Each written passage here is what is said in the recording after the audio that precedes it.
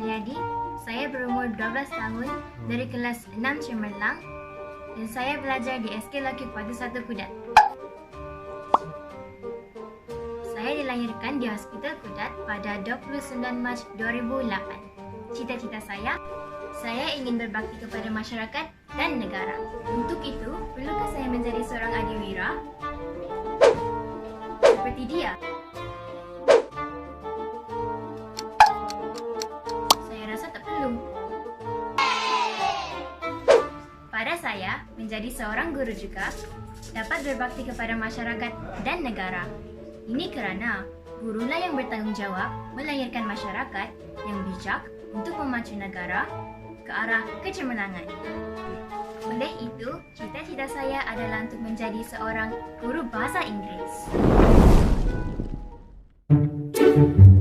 Untuk itu, saya telah membuat kajian dan ini ialah hasilnya. Peluang kerjaya seorang guru. Syarat-syarat kemasukan ke IPG. Bagi para pelajar yang ingin melanjutkan pelajaran dalam bidang perguruan di Institut Pendidikan Guru Malaysia atau IPG, syarat-syarat yang ditetapkan haruslah dipatuhi terlebih dahulu. Pertama, mestilah warga negara Malaysia. Kedua, umur tidak lebih 20 tahun pada 30 Jun 2019 iaitu pemohon yang lahir pada atau selepas 30 Jun 1999. Ketiga, sihat tubuh badan. Keempat, lulus sijil pelajar Malaysia SPM dengan memperoleh grade cemerlang A+, A dan A- dalam mana-mana 5 mata pelajaran. Kelima, memperoleh sekurang-kurangnya grade kepujian dalam mata pelajaran Bahasa Melayu dan Sejarah. Keenam, lulus Bahasa Inggeris. Ketujuh, memenuhi syarat bidang pengkhususan. Tips dan syarat kelayakan memasuki IPG yang pemohon harus lakukan. Pertama, pilih bidang yang sesuai dengan kelulusan SPM. Kedua, pilih bidang yang tidak ramai mahukan. Ketiga, markah kurikulum sekolah sangat mempengaruhi. Keempat, calon yang telah berjaya akan dipanggil untuk mengikuti ujian INSAK dan UKCG, iaitu ujian inventorisasi keguruan dan ujian kecerdasan calon guru. Antara bentuk ujian fizikal di peringkat ini adalah seperti sit-up, push-up, retest dan kilas sisi. Kini, terdapat 27 buah IPG campus di seluruh Malaysia yang dikelolakan oleh IPGM. Selain kampus utamanya dinilai Negeri Sembilan, IPGM mempunyai 27 IPG kampus cawangan yang tidak termasuk English Language Teaching Centre ELTC kerana ELTC ditadbir secara berasingan. Kawan-kawan boleh mendapatkan maklumat ini di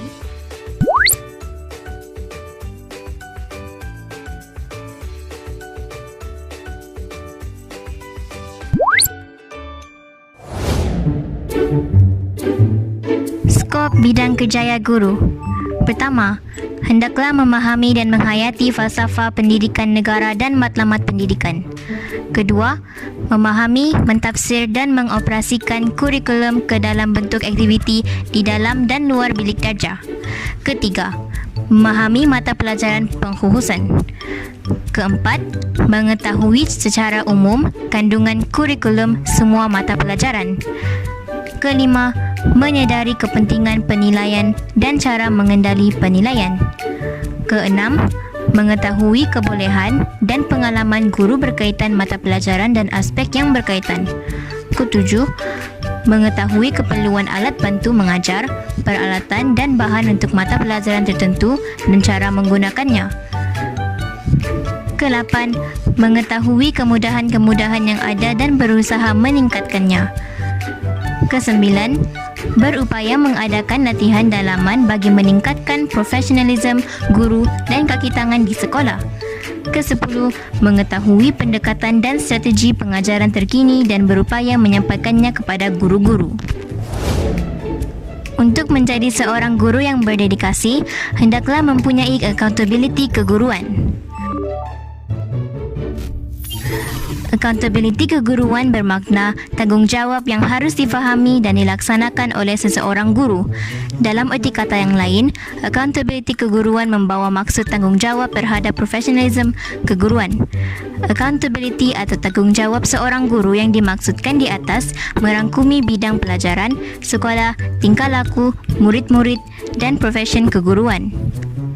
Selain itu, guru juga hendaklah mempunyai accountability guru terhadap pelajar, seperti menjalankan tugas dengan penuh dedikasi di bilik darjah, termasuk mematuhi masa dalam jadual waktu serta melaksanakan pengajaran dan pembelajaran mengikut kaedah dan tekniknya yang berkesan, mengutamakan kemajuan, kebajikan dan keselamatan murid-murid berbanding hal-hal lain.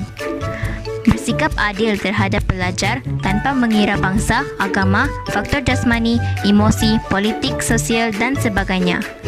Bersikap adil terhadap pelajar tanpa mengira bangsa, agama, faktor jasmani, emosi, mental, politik, sosial dan sebagainya. Membimbing dan mengajar murid-murid di bilik darjah tanpa meminta apa-apa bayaran atau hadiah. Memberi contoh teladan yang baik dan berpakaian kemas, berbudi bahasa dan bersopan santun semasa bertugas. Seterusnya, guru juga hendaklah mempunyai accountability guru terhadap diri, seperti menjaga kebersihan dan kesihatan agar dapat menjalankan tugas dengan sempurna, mengawal emosi sendiri dan menghindarkan ketegangan jiwa, menguruskan keuangan sendiri dengan bijaksana dan mengimbangi pendapatan dengan perbelanjaan, melengkapkan diri dengan pelbagai ilmu pengetahuan, berpengetahuan dan peka terhadap peristiwa di sekeliling melalui media massa atau elektronik, melibatkan diri dalam sesuatu hobi dan aktiviti berfaedah di masa lapang.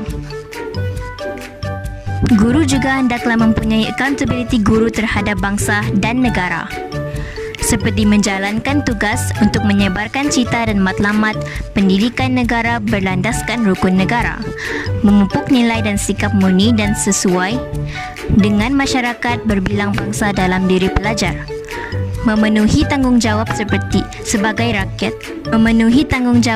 rakyat Malaysia dengan mengambil bahagian secara cergas dan kegiatan-kegiatan masyarakat, mengeratkan persefahaman dan kerjasama di kalangan guru dan ibu bapa pelajar, bersopan santun dan bertingkah laku baik dalam segala aktiviti sosial bagi mewujudkan suasana harmoni. Sekali, guru hendaklah mempunyai accountability guru terhadap tugas dan kerja, seperti meluaskan ilmu dengan membaca pelbagai buku rujukan berkaitan mata pelajaran yang diajar, memahami selengkapnya isi pelajaran bagi mata pelajaran yang diajar, menyertai seminar pendidikan dengan menyertai kursus-kursus yang dianjurkan oleh jabatan atau pentadbir sekolah, merancang dan melaksanakan strategi pengajaran sepenuhnya bagi mencapai objektif pelajaran secara maksimum, mengajar fakta yang betul agar murid menerima ilmu yang betul dan tepat. Alhamdulillah, syukur kehadrat ilahi dengan limpah kurnianya dapat juga saya menyiapkan folio kerjaya ini. Secara keseluruhannya, folio kerjaya ini telah banyak membantu saya dalam memilih bidang kerjaya dan kursus yang bersesuaian dan bertepatan dengan personaliti saya. Selain itu, tugasan ini juga turut memberi rangsangan kepada saya untuk meneruskan cita-cita saya yang saya idam-idamkan sejak kecil lagi sehingga saya berjaya mendapatkannya. Oleh yang demikian, saya akan memastikan saya berusaha bersungguh-sungguh untuk mencapai tahap terbaik dalam peperiksaan SPM bagi membuka peluang kepada saya untuk melanjutkan pelajaran dalam bidang perguruan. Selain itu, tugasan ini juga telah membuka mata saya, menyiapkan diri saya untuk memenuhi syarat-syarat kelayakan ke IPG bagi meneruskan cita-cita saya dalam bidang perguruan dan seterusnya mencapai matlamat hidup saya. Thank you for watching this video. I am Diana Manda binti Mulyadi, signing off. Bye-bye.